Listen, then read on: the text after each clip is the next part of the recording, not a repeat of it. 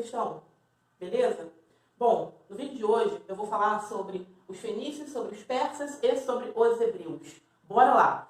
Pois bem, os fenícios serão povos que habitarão uma região entre o Líbano e o Mar Mediterrâneo. Por ser uma região, estrategicamente falando, marítima, os fenícios vão se destacar através do seu comércio marítimo. Esses povos também eram conhecidos como cananeus, tá? E habitaram a região durante a antiguidade. Pois bem, quais eram as características dos fenícios? Eles eram exímios navegadores, como eu falei. Por estarem próximo do mar Mediterrâneo, eles vão conseguir viajar longas distâncias e se destacarão nessa área, tá? Além disso, eles vão exercer o domínio de rotas comerciais.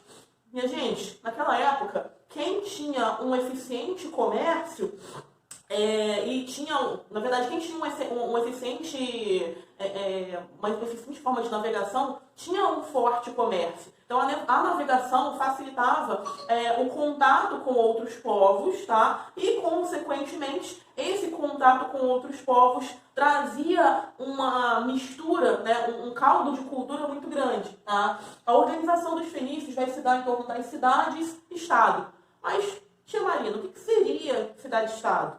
Bem, uma cidade-estado era uma forma de organização independente, né? Imaginemos que, nos dias de hoje, o estado do Rio de Janeiro fosse independente do restante do Brasil, né? Mas não fosse um país, né? Não fosse uma região, não fosse um estado-nação, né? E sim tivesse autonomia para fazer absolutamente tudo sem depender do governo federal. Pois bem, era o que acontecia na época. Então, as cidades-estados, elas se destacavam, né, das demais regiões, tá? E a forma de conexão entre elas se dava através da economia, da cultura e da religião, ok?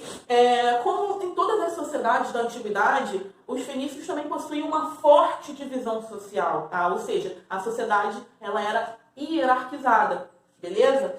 Agora, com relação à economia, serão três as principais formas de economia dos fenícios. O artesanato, que se dava através da construção de muitas matérias feitas de vidro, né? Muitos como é que eu vou dizer? Decorações em vidro, tá? Quem dominou inicialmente o vidro foram os egípcios, mas a técnica foi aperfeiçoada pelos fenícios. Além disso, eles também construíam muitas coisas feitas de madeira, porque a madeira, o cedro, era uma das principais da região. Não à toa, o cedro é o símbolo do país Líbano, que hoje se localiza na região onde era a antiga Fenícia. Tá? Eles também vão se destacar através da agricultura e da pecuária. Tá? Vão conseguir plantar vários gêneros agrícolas e criar animais, principalmente ovelhas, ok? E, como eu disse, né, eles se destacam principalmente através do comércio marítimo. E, através do seu comércio marítimo, vão formar colônias, né, porque, na medida que o comércio ele se expande, novas colônias vão se abrindo, porque existiam pessoas interessadas em comercializar as coisas que os fenícios produziam. Ok?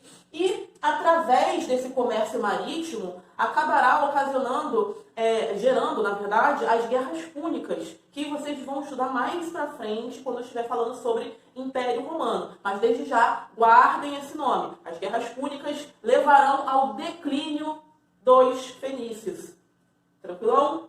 Com relação à cultura, os fenícios eram politeístas, ou seja, cultuavam e adoravam vários deuses. Vocês já estudaram isso, né? E daqui para frente, né, esse nome, politeísmo, ficará mais e mais comum, tá? Porque eram muitos os povos que cultuavam esses vários deuses, tá? Inclusive os fenícios. Uma outra característica, né, dentro da cultura fenícia é a influência de outros povos. Por que havia essa influência de outros povos?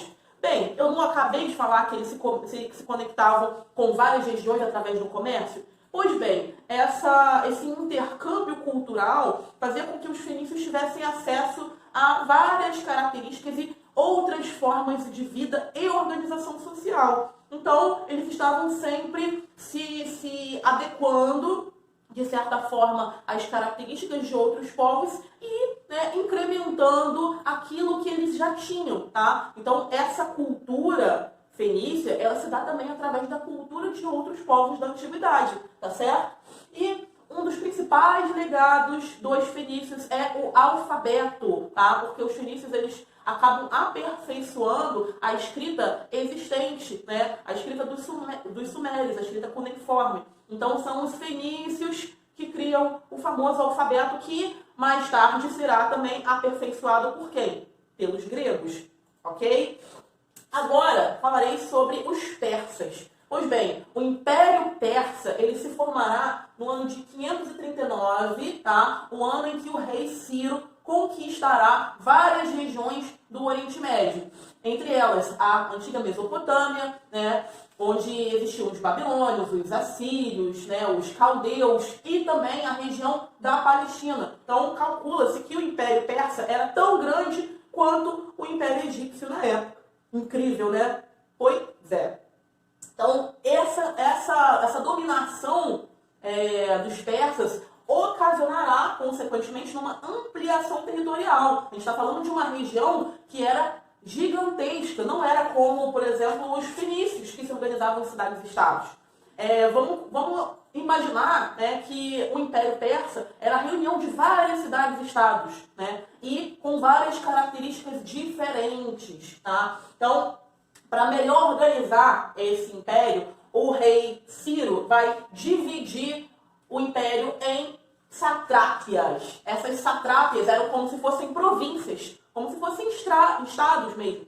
E quem organizavam as satrápias eram os satrapas, ok? Então, os satrapas, eles vão também organizar esse território em entrepostos comerciais. Mas o que seria esse negócio de entreposto comercial? Pois bem, um entreposto comercial funcionava como se fossem grandes feiras de trocas de produtos, tá? Como o comércio, através da compra e venda, não era tão eficiente, acabava acontecendo muito as trocas comerciais, uma espécie de escambo, tá?